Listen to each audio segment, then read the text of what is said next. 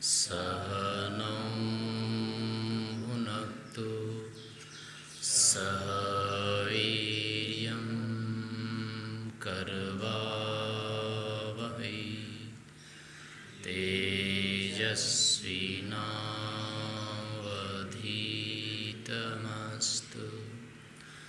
मा विद्विषावहै।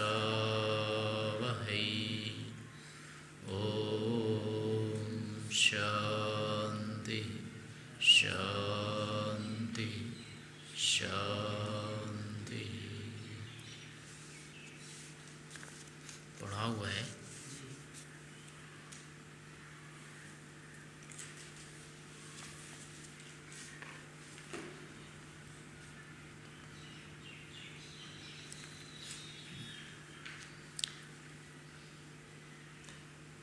यथा ब्राह्मण ग्रंथि हो गया।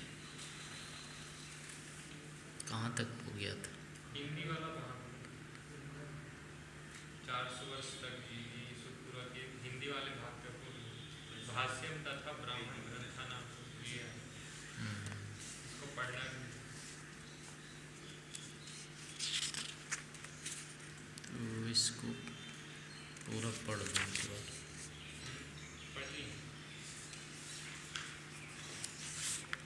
चलो देखते हैं कहाँ तक। हिंदी वाले भाग है ना, तो वो तो गया।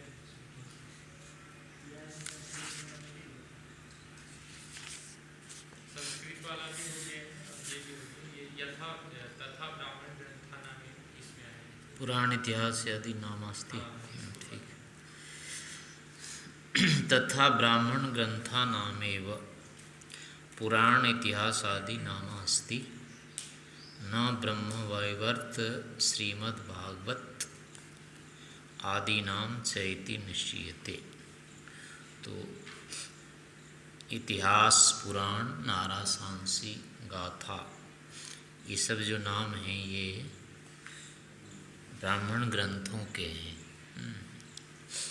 वेद इसमें नहीं आते हैं, या वेद में इस प्रकार के जो इतिहास होते हैं जो इन ब्राह्मण ग्रंथों में हैं, ऐसे इतिहास वेद में नहीं होते हैं। अर्थात इनमें जो मनुष्य उत्पन्न ले चुके हैं, जन्म ले चुके हैं, उनसे संबंधित होते हैं इतिहास। लेकिन इसी से मिलती जुलती कुछ कहानी होती है, वो नित्य होती है, वो तो वेद में होती है।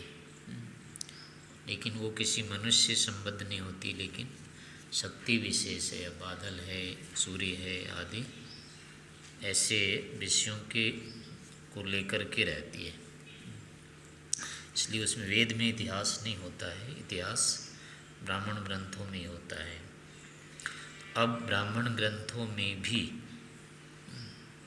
इतिहास तो होता है, उनके भी एक तरह से क्या कर दिए हैं, वो बना दिया, क्या कहते हैं उसको, नकल कर दी। उसमें भी इतिहास के नाम से अन्य चीज़ें बना डाली। ब्राह्मण ग्रंथा नामेव पुराण इतिहास आदि नामा अस्ति। लेकिन जो आजकल प्रसिद्ध हैं पुराण, ब्रह्मवैवर्त, श्रीमद्भागवत गीता, भागवत है, भागवत गीता नहीं, श्रीमद्भागवत, ये सब जो बने हुए हैं ये पुराण, 18 पुराण, 24 पुराण, कितने सारे हैं। 18 पुराणों के भी उप पुराण हैं, बहुत सारे पुराण हैं, स्मृतियाँ हैं। हाँ, यानी कि ब्राह्मण ग्रंथों का ही पुराण इतिहास आदि नाम है। इन ब्रह्मवैवर्त आदि जो हैं इनका नहीं है, ऐसा निश्चय किया जाता है। निश्चय से मानना चाहिए कि ये विष्णु पुराण आदि ये सब पुराण नहीं है। एक हरिवंश पुराण है, उसमें श्री कृष्ण आदि के जो वर्णन है सारे के सारे हैं इसमें। तो वस्तुतः ये सब पुराण नहीं है। किंच भो ब्रह्म यज्ञ विधाने यत्र क्वचित ब्राह्मण सूत्र ग्रंथेषु यद ब्राह्मणानि इतिहासान पुराणानि कल्पान गाथा नाराशंसी इत्यादीनि वचनानि दृश्यन्ते ऐसा मूलम अर्थवेदे अपि अस्ति। स बृहतिम दिशम अनुव्यचलत् तम इतिहासस्य पुराणंच गाथाश्च नाराशंसिश्च अनुव्यचलन् इतिहासस्य च वै स पुराणस्य च गाथानां च नाराशंसीनां च प्रियं धाम भवति य एवं वेद। तो कह रहे हैं कि देखो ब्रह्म यज्ञ के विधान में ब्रह्म यज्ञ देव यज्ञ आदि हैं, उनमें से जो ब्रह्म यज्ञ है यानी अध्ययन अध्यापन आदि, इनके विषय में क्या है, कहीं कहीं यत्र क्वचित, जहाँ कहीं ब्राह्मण सूत्र ग्रंथेषु, ब्राह्मणों के जो सूत्र ग्रंथ है उनमें जो यद ब्राह्मणानी, जो ब्राह्मण कहते हैं कुछ वाक्य विशेष होते हैं, समझे। जैसे वेदों के ये मंत्र अलग अलग एक एक होते हैं ना, तो पूरे का भी नाम मंत्र है और एक एक का भी नाम मंत्र है। जैसे ब्राह्मण ग्रंथ में एक एक वाक्य होते हैं, एक के बाद दूसरे, इसको पैरा भी कहते हैं। उस वस्तुतः उस पैरे का ही नाम होता है ब्राह्मण, इसलिए कहा है ब्राह्मणानी यहाँ पर। एक पैराग्राफ का एक ब्राह्मण, हाँ, एक वाक्य का भी हो सकता है, एक पैरे का भी हो सकता है, उसका नाम व्यक्तिगत नाम यानी ब्राह्मण होता है। इसलिए एक ब्राह्मण ग्रंथ में भी कई ब्राह्मण होंगे, इसलिए यहाँ ब्राह्मणानी लिखा है। यद ब्राह्मणानी, जो ब्राह्मण इतिहास को, पुराण को, कल्पों को, गाथाओं को, नाराशंसी को, यानी ये सब जो वचन वहाँ दिखाई देते हैं, ऐसा मूलम, इनका तो मूल अथर्ववेद में भी है। वही बात आई कि जो ब्राह्मणों में लिखा हुआ है, जो जैसा जैसा वैसा कि वैसा ही अथर्ववेद में भी लिखा हुआ है, यानी वेद में भी है। तो फिर तुम इसको वेद क्यों नहीं मानते हो, या वेदों को पुराण क्यों नहीं मानते हो, जब दोनों एक ही चीज़ लिखा हुआ है दोनों स्थानों में। उदाहरण दिया जैसे स बृहतिम दिशम अनुवेचकत, वह बृहति दिशा की ओर चला। फिर क्या हुआ, तम इतिहासस्य पुराणम च गाथाश्च नाराशंसिश्च अनुव्यचलन, उस बृहतिम दिशा बृहति दिशा की ओर चला। बृहति माने बड़ी दिशा, जो भी पूर्व दिशा हुई या कोई दिशा, इसकी ओर वो चला। तो उसके पीछे पीछे क्या हुआ, इतिहास भी चला, पुराण भी चला, गाथा भी चला, नाराशंसी भी, ये भी अनुव्यचलन उसके पीछे पीछे चले। इतिहासस्य वै स पुराणस्य च गाथानां च नाराशंसीनां च प्रियम धाम भवति यह एवं वेद। जो ऐसा जानता है वो इतिहास का, पुराण का, गाथाओं का, नाराशंसी का प्रिय धाम यानी प्रिय स्थान होता है, ऐसा जिसको पता है। यानी जो इस बात को जानता है कि दिशाओं, यानी वह जो दिशाओं की ओर गया उसके पीछे पीछे इतिहास आदि गए। कहने का मतलब होता है कि जो किसी विशेष कार्य को करता है, कोई विशेष आदर्श की स्थापना करता है, लोक में, संसार में कोई बहुत बड़ा कार्य करता है, तो ऐसे जो भी लोग होते हैं उसके अपने आप इतिहास बन जाते हैं ना, उसकी कहानियाँ भी बन जाती है, इतिहास भी बन जाते हैं, उसके लोग प्रशंसा करने में वाले हो जाते हैं, तो ये सारी चीज़ें उसके हो जाते हैं। ये है अर्थ इसका। तो इसका मतलब ये हुआ कि आदर्श बनना चाहिए, महापुरुष बनना चाहिए, लोक का नायक बनना चाहिए, लोक की रक्षा करनी चाहिए, आदि आदि, ये इसके अभिप्राय है। जो ऐसा जानता है वो इतिहास के लिए प्रिय हो जाएगा, यानी उसका नाम इतिहास में आ जाएगा, फिर उसका भी इतिहास बन जाएगा। ये अभिप्राय है इसका। ऐसा कोई व्यक्ति नहीं है जो कि पूरब की ओर जा रहा था और वेद ने उसके बारे में यहाँ लिख दिया। ये तो सभी के बारे में है। कोई भी जो आदर्श बनेगा, महान बनेगा, उसके इतिहास पुराण तो बनेंगे, उसका उल्लेख हो जाएगा, लोग प्रशंसक होंगे ही होंगे। तो ये कोई ऐसी बात नहीं है किसी व्यक्ति विशेष के लिए। तो यही बात वेद में कही हुई है, इसमें क्या बाधा है। अतो इसलिए ब्राह्मण ग्रंथेभ्यो भिन्ना भागवत आदयो ग्रंथा इतिहास आदि संजया कुतो नु गृह्यन्ते। पूर्व पक्षी अभी इसी दृष्टांत को लेकर के कह रहा है।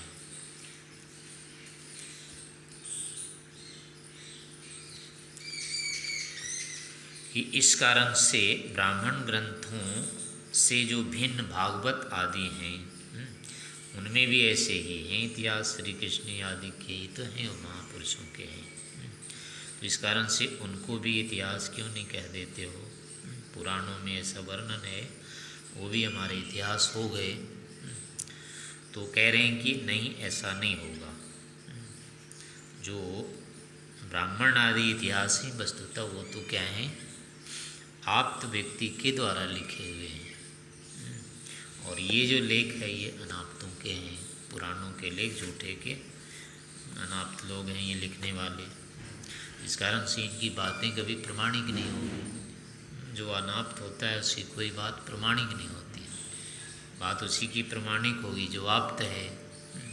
इस कारण से इसको कुछ नहीं मान सकते, लेकिन उनको मानना होता है और ऋषिकृत हैं।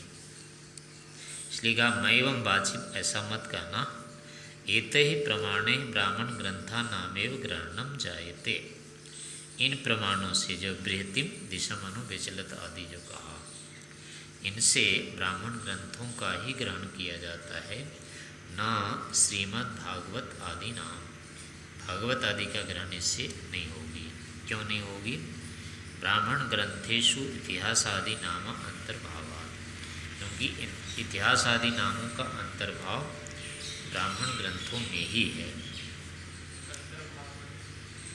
अंतर्भाव है, उसके अंदर आ जाते हैं। यानी ब्राह्मण कहने से ही अपने आप इतिहास आ जाएगा। यानी ब्राह्मण यदि है तो उसमें कोई न कोई इतिहास किसी का होगा ही। ऐसा होगा नहीं कि उसमें कोई इतिहास नहीं आए।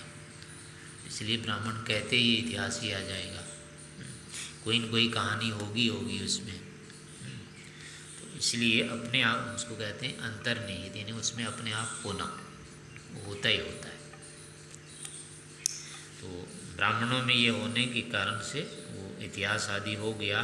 तो प्रधान रूप से जब वो इतिहास हो गया तो अब दूसरे नहीं होंगे, दूसरे गौण रूप में होंगे और वो भी तब जब उसके अनुकूल रहेंगे। उसके विरुद्ध जो होंगे इतिहास नहीं हो सकता है। झूठा लेख किसी ने कर दिया किसी के बारे में तो उसको थोड़े इतिहास कहेंगे, तो मिथ्या है।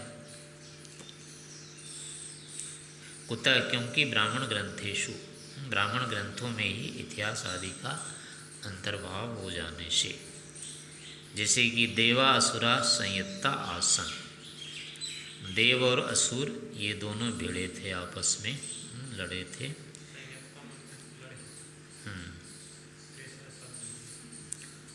यति प्रयत्न ने संघर्ष किया, दोनों ने संघर्ष किया अच्छी प्रकार से, आमने सामने होके देव और असुरों ने संघर्ष किया था। इत्यादि इतिहास ग्राह्य आदि ये सब इतिहास ग्रहण करने चाहिए। सूरज की और बादलों की लड़ाई होती रहती है, ये दोनों लड़ते रहते हैं, आपस में संघर्ष होता रहता है। बादल भर जाते हैं चारों तरफ, सूर्य की किरणें उसको तोड़ तोड़ के गिरा देती है, वर्षा करा देती है। तो ऐसा होता रहता है। तो इसको देवासुर संग्राम कहते हैं। मेघों की जो लड़ाई होती है किरणों के साथ, मुख्य रूप से इसका ही नाम देवासुर संग्राम है।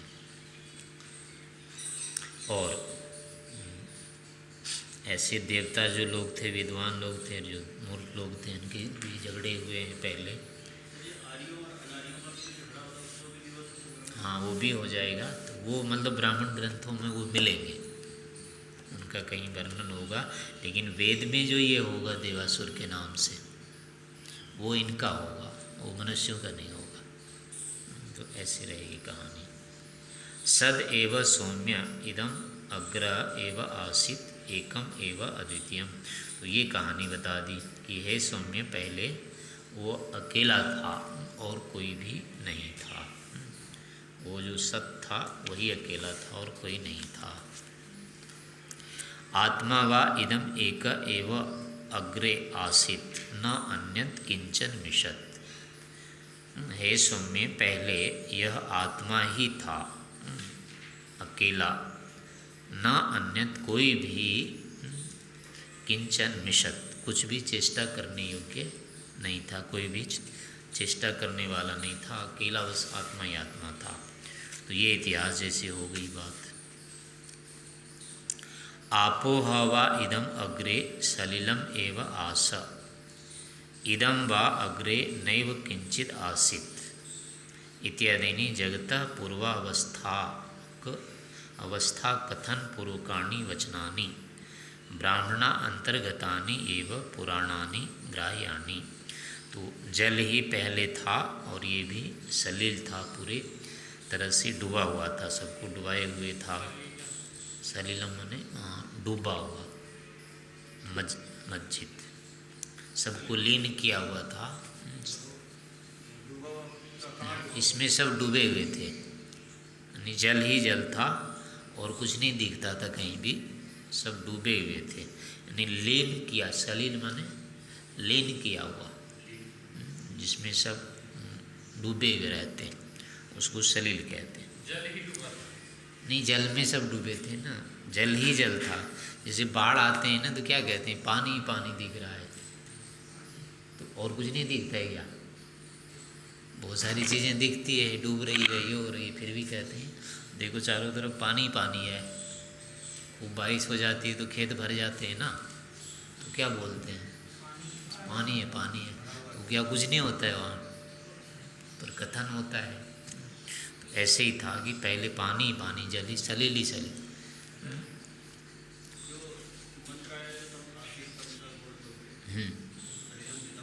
हाँ सर्वम, हाँ वही है, सलिल था वहाँ और कुछ नहीं था।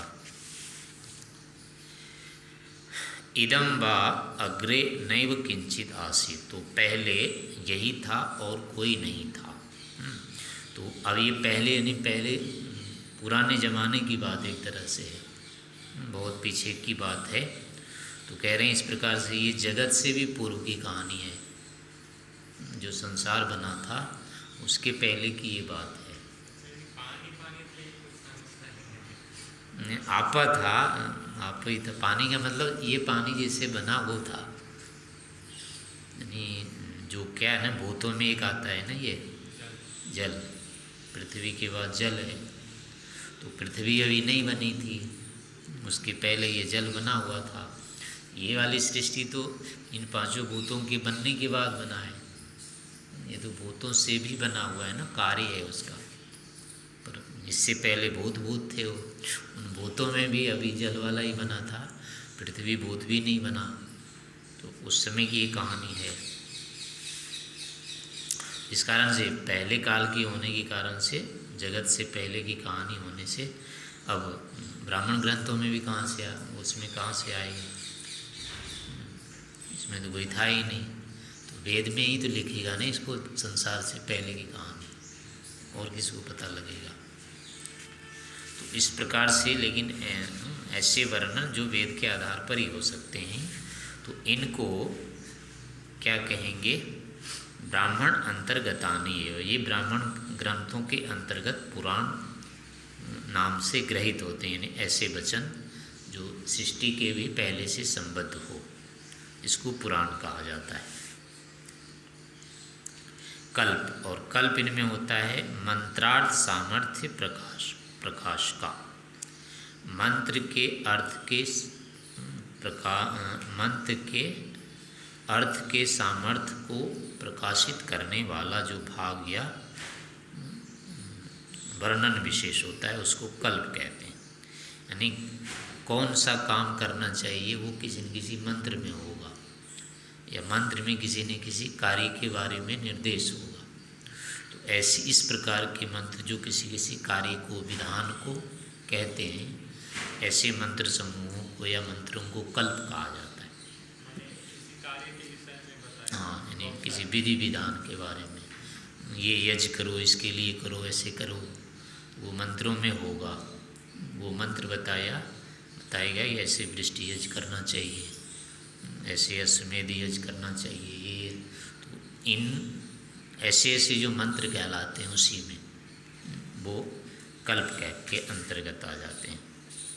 तथा जैसे कि इसे तोर्जित्वा वृष्टि तदाह, यदाह ऐसे इसे त्वा ऊर्जित्वा इति यो वृष्टात्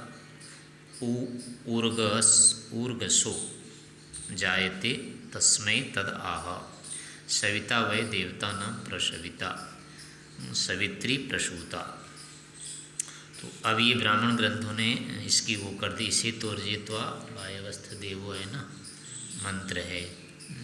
तब इस मंत्र को लेकर के ब्राह्मण ग्रंथों में ये व्याख्या की गई और फिर इसके आधार पर दूसरे ग्रंथ जो बना दिए गए, यज्ञ में ये मंत्र बोला करो, वो अब क्या हो गया, कल्प ग्रंथ कहलाया। अश्लायन गृह सूत्र आदि जो होते हैं ये कल्प ग्रंथ कहलाते हैं, जिसमें यज्ञों के विधि विधान है सब। तो उसकी व्याख्या यदि ये शतपथ में होते हैं, जैसे इसने कहा इसे त्वा ऊर्जे त्वा, इसके लिए ऊर्ज के लिए तुमको, शक्ति के लिए तुमको, वृष्टि के लिए तद आहा उसको कहा है। यदाह ऐसे, यदाह इसे त्वा ऊर्जे त्वा इति वृष्टात् ऊर्क असौ जायते।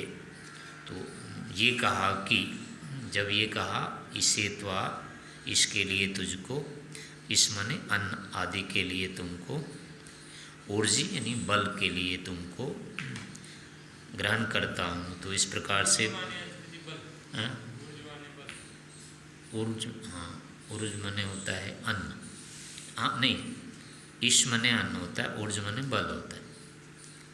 इससे माने अन्न, हाँ, इसके लिए तुमको ग्रहण करता हूँ। वो दूर्वादि घास को या किसी चीज़ को है ना, किसी शाखा को पकड़ते हैं, पलाश आदि की शाखा को पकड़ के कहते हैं कि इसे त्वा ऊर्जे त्वा।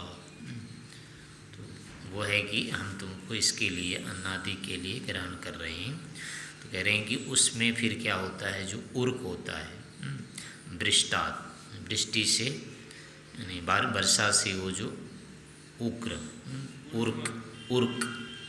उर्क नाम का वही कुछ घास वास जैसी होती है, उसमें वो उत्पन्न होता है। तो उसको पकड़ कर, उखाड़ करके उसी को बोलते हैं कि तुम्हें हम अन्न आदि के लिए स्वीकार करते हैं। हाँ, पकड़ के बोलते हैं, कहीं काटते हैं, कहीं पकड़ के बोलते हैं, ऐसे ऐसे उसमें किया जाता है। शाखा आदि काटते समय भी ऐसे बोलते हैं। तो अब यहाँ कह रहे हैं कि सविता वे देवता न प्रसविता। सविता यानी सूर्य ही देवताओं का, यानी दिव्य जो पदार्थ हैं इनको उत्पन्न करने वाला होता है। सवित्री प्रसूता, सवित्री जो होता है सविता, उससे ये उत्पन्न होते हैं। जो भी वृक्ष वनस्पति आदि हैं इनका प्रसव यानी उत्पत्ति करने वाला क्या है, ये सूर्य ही होता है। तो इसलिए उसके नाम से इसको ग्रहण करते हैं। इत्यादयो ग्राह्य, तो ये सब ग्रहण करने चाहिए। गाथा क्या होती है, पुराण का ऊपर बता दिया था कि आत्मा व इदम आदि, प्राचीन काल में ये हुआ, सृष्टि के पूर्व में ऐसा था। तो ऐसे वर्णन को पुराण कह दिया। फिर ये काम करो, ऐसे ऐसे करो, तो ये कल्प हो गया। फिर अब कह रहे हैं कि गाथा, गाथा क्या होती है, याज्ञवल्क्य जनक संवादो, वो गाथा है। यथा शतपथ ब्राह्मणे गार्गी मैत्रेयी आदिना परस्परम प्रश्नोत्तरम कथन युक्ता संति। इतिहास उसमें आते हैं उपनिषद में, याज्ञवल्क्य आदि के हैं। गाथा माने हाँ वर्णन, वार्तालाप आदि समझो, सीधे सीधे व्यक्ति के विषय में वर्णन, उसको गाथा कहते हैं। शास्त्रार्थ भी हो गया नहीं, किसी व्यक्ति का ही वर्णन जैसे है। अभी अलाउद्दीन आदि गाते हैं ना, इनके बारे में गाया जाता है ये सब, तो वो सब गाथा है। ऐसे यहाँ पर गार्गी मैत्रेयी आदि के जीवन का वर्णन है, जीवनी का वर्णन समझो। ये दोनों को मिला करके ही या अकेले अकेले भी कहीं कहीं होगा। तो ऐसे मैंने व्यक्ति विशेष और व्यक्ति व्यक्ति से संबंध जो भी कथा कहानी होगी उसका नाम गाथा है। तो वहाँ जहाँ वो वर्णन होगा तो ये शतपथ में ऐसा याज्ञवल्क्य और जनक का संवाद है। ऐसे गार्गी मैत्रेयी आदि का परस्पर भी प्रश्नोत्तर है उसमें दिया हुआ, ये गाथा के अंतर्गत आ जाते हैं। फिर नाराशंसी होता है एक विभाग। नाराशंस्यश्च अत्राहु यास्काचार्य।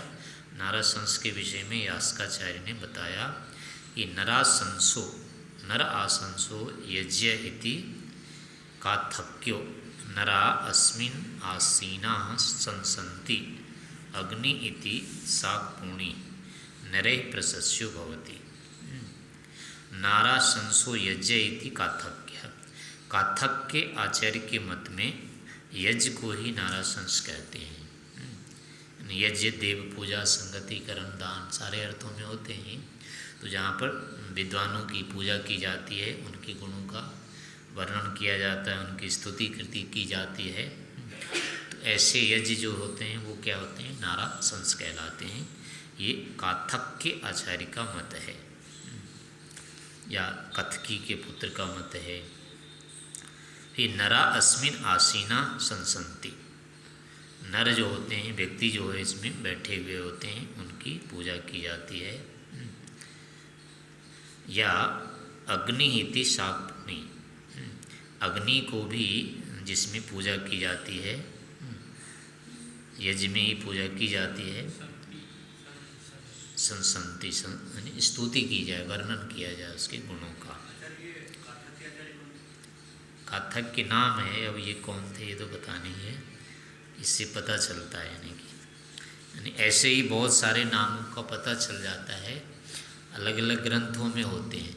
सीधे सीधे उनकी पुस्तकें आदि तो नहीं मिलती है, उनकी रचनाएं मिलती नहीं, लेकिन वो होते हैं प्रसिद्ध।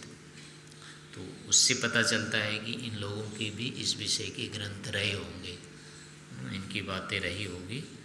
और जैसे अपना क्या नाम है ये ब्रह्म विमान, बृहद विमान शास्त्र है, तो उसके अंदर बहुत जो भाष्यकार ने है उसका लगभग 18 गणितज्ञों के नाम लिखे हैं। और सारे के सारे क्या थे, ये वैज्ञानिक थे। तो उनकी गणित से ऐसे ऐसे विमान आदि की रचना यानी ये सब काम होते थे। तो उनके ग्रंथ तो नहीं मिलते हैं, लेकिन वो नाम मिलते हैं वहाँ पर। ऐसे लगभग 32 या 36 प्रकार के विमानों का वर्णन उसमें मिलता है, और सबके कैसे कैसे स्वरूप थे ये मिलता है, लेकिन उनके अपने ग्रंथ नहीं मिलते हैं।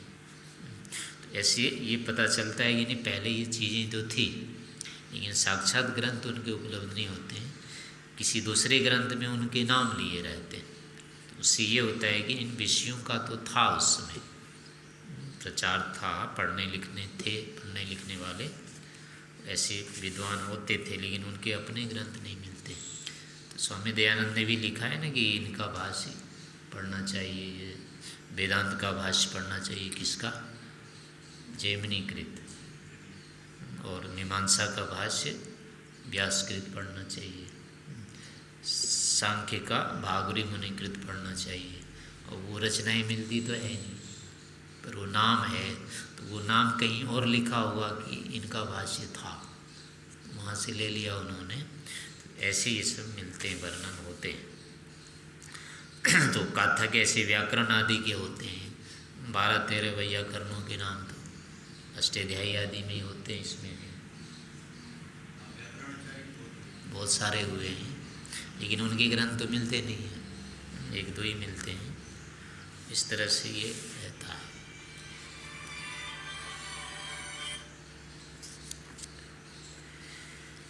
अब ये मत बता रहे हैं अपना कि नराशंसन्ति, एक तो यज्ञ को ही नराशंस कहते हैं, ये काथक का मत है। अब यज्ञ में भी यज्ञ को क्यों कहते हैं, हि नरा अस्मिन आसीना संसन्ति, क्योंकि नर जो बैठे रहते हैं व्यक्ति विद्वान, उनकी पूजा होती है इसमें। इस कारण से यज्ञ को नारासंस कहते हैं, अग्नि को भी नारासंस कहते हैं। ये शाक्यपूर्णी आचार्य का मत है। नरे प्रशस्यु भवति, नर के द्वारा वो प्रशंसनीय होता है, इस कारण से उसको नारासंस कहते हैं। ऐसे अलग अलग लोगों के मत में निरुक्तियाँ हो जाती है। निर्नाम यत्र प्रशंसा निर्भिर प्रशस्यते ता ब्राह्मण निरुक्त आदि अंतर्गता कथा नारासंस्यो ग्राह्या ना तो अन्य इति। निर्णाम यानी मनुष्यानाम यत्र, जहाँ प्रशंसा की जाती है, अथवा नृभि मनुष्यों के द्वारा जहाँ प्रशस्यते प्रशंसा की जाती है किसी की, उस ब्राह्मण निरुक्त आदि के अंतर्गत जो कथा है उसको ही नारासंस नाम से ग्रहण करना चाहिए, अन्यों को नहीं करना चाहिए।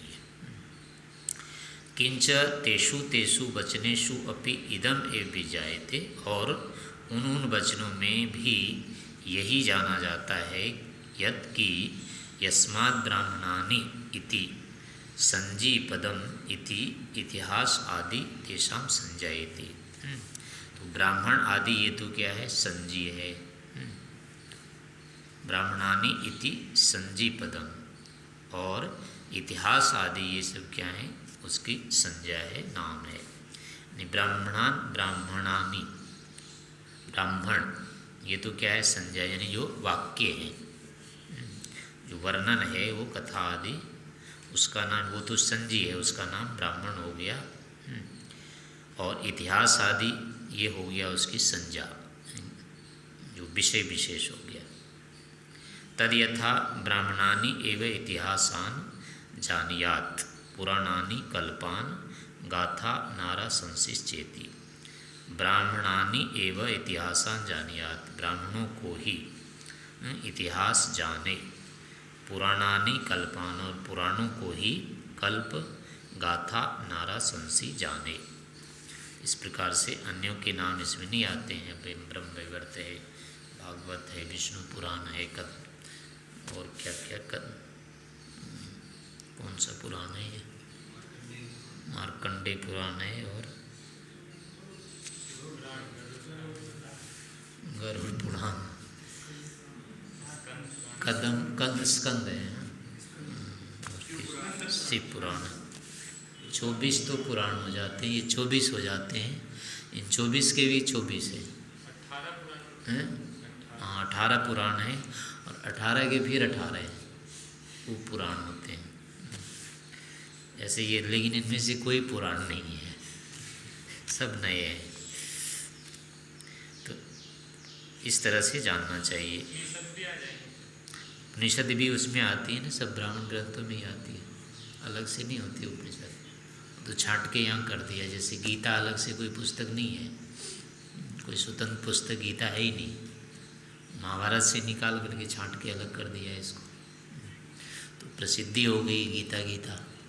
गीता अपने आप में कोई पुस्तक नहीं होती है, स्वतंत्र नहीं है ग्रंथ, इतिहास महाभारत का भाग है ये। और इसी हेतु से ब्राह्मण ग्रंथों का ही इतिहास आदि नाम जानना चाहिए, श्रीमद् भागवत आदि का नहीं। जहाँ जहाँ ब्राह्मण ग्रंथ और सूत्र ग्रंथों में इतिहास, पुराण, कल्प, गाथा, नारासंसी इत्यादि वचन देखने में आते हैं, तथा अथर्ववेद में भी इतिहास, पुराण आदि नामों का उल्लेख है। इस हेतु से ब्राह्मण ग्रंथों से भिन्न ब्रह्मवैवर्त, श्रीमद् भागवत, महाभारत आदि का ग्रहण इतिहास, पुराण आदि से नामों से क्यों नहीं करते हो? तो उत्तर है कि इनके ग्रहण में कोई प्रमाण नहीं है।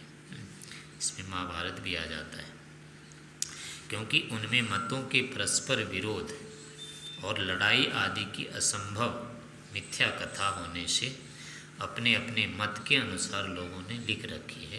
यानी उसके अपने अपने मत हैं लोगों के, यानी वो व्यापक जो विषय है यथार्थ में, उस विषय का वर्णन नहीं है, बल्कि उनकी अपनी अपनी अभिव्यक्तियाँ हैं। तो इस कारण से वो प्रमाण नहीं। कहने का मतलब हुआ कि किसी ने पूछा ना कि इस किस गाय का दूध पीना चाहिए, भैंस का। तो किसी ने कहा कि मैं तो 20 साल से भैंस का दूध पी रहा हूँ, मुझे तो कोई बाधा दिखती नहीं है, तो यानी भैंस का दूध पीना चाहिए। दूसरे ने कहा तो मैं तो जीवन भर गाय का ही दूध खाता आया हूँ, मुझे तो लाभ ही लाभ रहा। तो अब ये दोनों जो वर्णन है कोई भी प्रमाणिक नहीं है। उसको पूछा गया कि गाय के दूध कैसा होता है, भैंस का दूध कैसा होता है, उसने दूध के बारे में नहीं बताया, उसने अपना बता दिया है। मुझे ऐसा लगता है, ऐसे किसी भी बात में किसी व्यक्ति को पूछते पूछते अंत में वो कहा गया मुझे तो ऐसा लगता है, तो ये वस्तु का वर्णन नहीं है। वो ये तुम्हें लगता है इसे क्या मतलब है, वो तो सबको लगना चाहिए ना। जो वस्तु जैसी है वो तो सबको लगेगी, सबको नहीं लग रही तो प्रमाण नहीं है। वस्तु का अपना नियत स्वरूप होता है, वो तुम्हारे अनुसार थोड़े होगा। तुम्हें लग रहा है तो तेरे लिए होगा, दूसरे के लिए कैसे मान्य होगा। तो ऐसे जो वचन हो जाते हैं वो व्यक्तिपरक जब आ गए तो समझो वो विषय का नहीं है कथन, और वो बात प्रमाणिक नहीं होती है। फिर वो व्यक्ति के अपने भाव हो गए, वस्तु तत्व का वर्णन नहीं हुआ। वस्तु तत्व में होगा कि नहीं ये ऐसा है, मैं मानता नहीं, मैं ये है ऐसा, इस कारण से मानता हूँ। हाँ, वो ये कहेगा कि अग्नि मुझे गर्म लगती है इसलिए ये अग्नि है, इसका नहीं अर्थ है। अग्नि मतलब होती है गर्म, हो तो सबको लगेगी फिर, यानी होती ही वैसी। तो ये वह जो कथन होगा ये फिर प्रमाणिक होगा। तो ऐसे हर किसी में इन ग्रंथों में जो जितने होते हैं लौकिक ग्रंथ, इसमें सारे उसके अपने भाव होते हैं व्यक्ति के, लेखक के। वो वस्तु तत्व का निर्णय नहीं करते। लेकिन अन्य जो ग्रंथ देखेंगे अपने योग दर्शन आदि, इसमें कहीं अपना मत वो नहीं होता है कि मैं ऐसा मानता हूँ इसलिए है। वो अपना नाम तक नहीं लिखते हैं, लेकिन वर्णन करते हैं, वस्तुओं का वर्णन करते हैं। उन्होंने अपने नाम से नहीं लिखा ना कि मैं ऐसा मानता हूँ, यानी वस्तु के विषय में वो ऐसा मानते हैं और ये वस्तु ऐसी है, ऐसे वर्णन करते हैं, वो ठीक है। वस्तु के विषय में कोई व्यक्ति निर्णय दे रहा है, जैसे स्वामी दयानंद ने लिखा है ना, सो मंतव्य मंतव्य प्रकाश, तो उनमें ये मानता हूँ मतलब ये वस्तु ऐसी है इसलिए मैं मानता हूँ, ना कि मेरे कारण से ये ऐसा है, मैं इसकी परिभाषा नहीं बता रहा हूँ। वो वस्तु ऐसी है, इसको ऐसा मैं मानता हूँ। तो एक मंतव्य भी हो गया, और बाकी पीछे जो वर्णन किया है उसके सत्यात प्रकाश आदि, उसमें अपने मत से नहीं किया है उन्होंने, ये वस्तु ऐसी है, प्रमाण दिया उसमें। तो ऐसा जो वर्णन होगा वो तो हो जाएगा प्रमाण, अब वो चाहे कोई भी व्यक्ति लिखे, लेकिन इस तरफ से नहीं करके वो अपने भाव लिखता रहता है। तो आजकल के जो इतिहास होते हैं सब लेखकों की अपनी कल्पनाएं होती है अधिकतर तो, और जो थोड़ा मोड़ा सच भी होता है वो भी उनके भाव मात्री होते हैं। तो इसलिए कह रहे हैं कि ये सब इसलिए प्रमाणिक नहीं होते हैं, इनके ग्रहण में कोई प्रमाण नहीं है, क्योंकि उनमें मतों के परस्पर विरोध और लड़ाई आदि की असंभव कथा भी अपने अपने मत के अनुसार लोगों ने लिख रखी है। इससे इतिहास व पुराण आदि नामों से इनका ग्रहण करना किसी मनुष्य को उचित नहीं है। जो ब्राह्मण ग्रंथों में देवासुरा संहिता, देव विद्वान और असुर मूर्ख ये दोनों युद्ध करने को तत्पर हुए थे इत्यादि कथाओं का नाम इतिहास है। सदैव सौम्य अर्थात जिसमें जगत की उत्पत्ति आदि का वर्णन है, उस ब्राह्मण भाग का नाम पुराण है। इसे तोड़िए, ये जो मंत्रों के अर्थ अर्थात जिनमें द्रव्यों के सामर्थ्य का कथन किया है उनका नाम कल्प है। इसी प्रकार जैसे सत्वत ब्राह्मण में याज्ञवल्क्य, जनक, गार्गी, मैत्रेयी आदि की कथाओं का नाम गाथा है, और जिनमें नर अर्थात मनुष्य लोगों ने ईश्वर, धर्म आदि पदार्थ विद्याओं और मनुष्यों की प्रशंसा की है उसको नाराशंसी कहते हैं। इस वचन में ब्राह्मणान इतिहास, इसमें ब्राह्मणानी संजी है यानी वस्तु है, और इतिहास आदि संज्ञा है, अर्थात ब्राह्मण ग्रंथों का नाम ही इतिहास, पुराण, कल्प, गाथा और नाराशंसी है। सो ब्राह्मण और निरुक्त आदि ग्रंथों में जो जो जैसी कथा लिखी है उन्हीं का इतिहास आदि से ग्रहण करना चाहिए, अन्य का नहीं। ये सत्याग्रह प्रकाश भी आ जाएगा नारद, सत्यात प्रकाश जैसे बता रहे हैं ना, मनुष्य लोगों ने ईश्वर, धर्म और पदार्थ और मनुष्यों की प्रशंसा नहीं है उसमें, तो इतिहास, पुराण नहीं, ये तो सिद्धांत ग्रंथ है, इनमें नहीं आते किसी में, ऐसी वर्णन नहीं हुआ।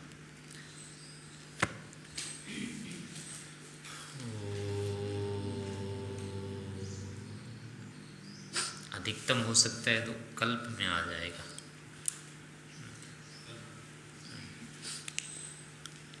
पदार्थ का